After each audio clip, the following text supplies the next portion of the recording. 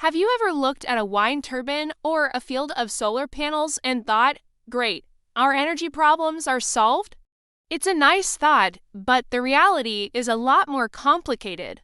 Despite billions invested and a massive push for green energy, the US power grid is still facing huge challenges. So, what's really going on? Why haven't renewables been the magic bullet we hoped for? Let's start with the most obvious hurdle: the sun doesn't always shine and the wind doesn't always blow. This is called intermittency. Our entire energy system was built around the idea of on-demand power. When you flip a switch, you expect the lights to turn on instantly. Traditional power plants, like natural gas or coal, can be fired up or dialed down to match our electricity demand minute by minute. Renewables, however, operate on nature's schedule, not ours. Imagine a hot summer afternoon. Everyone gets home from work, cranks up the air conditioning, starts cooking dinner, and turns on the TV. This creates a massive spike in electricity demand, what we call the peak load. This often happens in the early evening, right when the sun is starting to set and solar power generation is dropping off. If it's not a windy day either, we suddenly have a huge gap between the power we need and the power renewables can supply. This mismatch is a major headache for grid operators. They have to perform a constant, high-stakes balancing act. Too little power, and you get blackouts. Too much power, and you can overload the system and damage equipment. To manage this, they often have to rely on peaker plants, which are typically natural gas plants that can be fired up quickly to fill the gaps. The irony: these are exactly the fossil fuel plants we're trying to move away from. So even in a system with a lot of renewables, we're still heavily reliant on natural gas to keep the lights on. Now, you might be thinking, what about batteries? Can't we just store the extra solar and wind power for later? And the answer is yes, but it's not that simple. Grid-scale battery storage is the holy grail for renewables, but we're just not there yet. The technology is improving rapidly, but right now it's incredibly expensive. To build enough battery storage to back up the entire US grid for just a few hours would cost trillions of dollars. We're talking about massive facilities the size of warehouses filled with lithium-ion batteries. And it's not just about cost, there are also supply chain issues. The key materials for these batteries, like lithium, cobalt, and nickel, are mined in a handful of countries. This creates geopolitical dependencies and raises environmental and ethical concerns about mining practices. So, while battery storage is a critical piece of the puzzle, we can't just snap our fingers and make it appear. The scale we need is simply monumental. Let's move on to another massive challenge: transmission. Our power grid is a sprawling, century-old network of high-voltage lines. It was designed to move power from large, centralized power plants, think a giant coal plant near a city, to the people who use it. But the best places for renewable energy are often far away from where people actually live.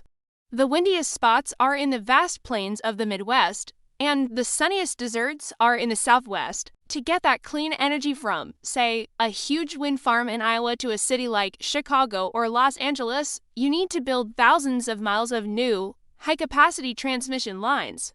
And building anything in the US, especially linear infrastructure that crosses multiple states and private properties, is a bureaucratic nightmare.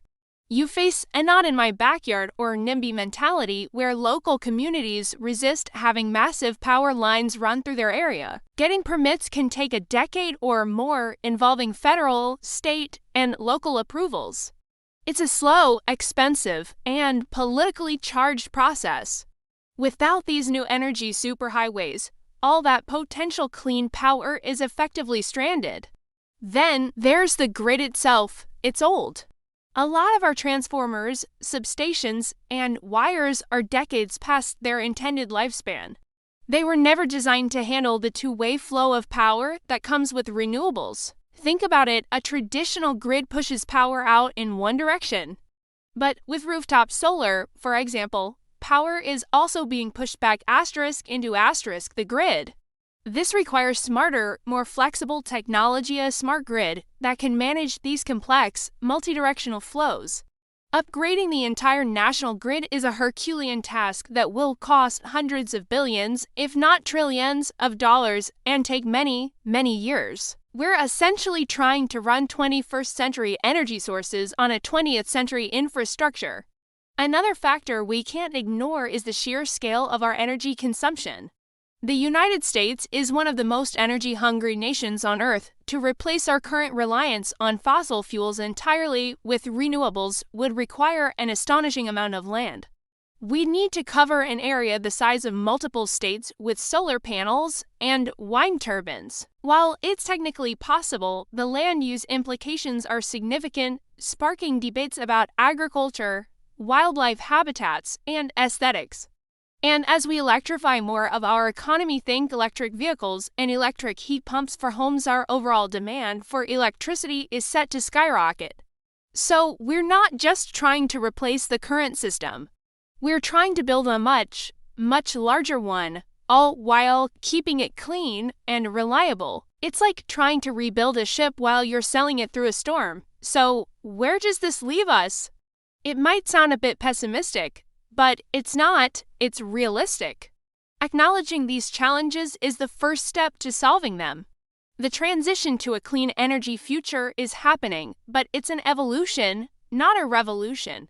It requires a multifaceted approach. We need massive investment in upgrading our grid and building new transmission lines. We need breakthroughs in long-duration energy storage that go beyond current battery technology, things like pumped hydro, compressed air, or green hydrogen. We also need to keep our existing clean, reliable power sources online. This includes nuclear power, which provides a huge amount of carbon-free electricity 24/7, but many plants are being shut down due to economic and political pressures. It's a classic case of not letting the perfect be the enemy of the good. Ultimately, fixing America's power problems isn't about just building more solar panels and wind turbines. It's about fundamentally reimagining and rebuilding our entire energy infrastructure. It's a complex puzzle involving technology, policy, finance, and public acceptance.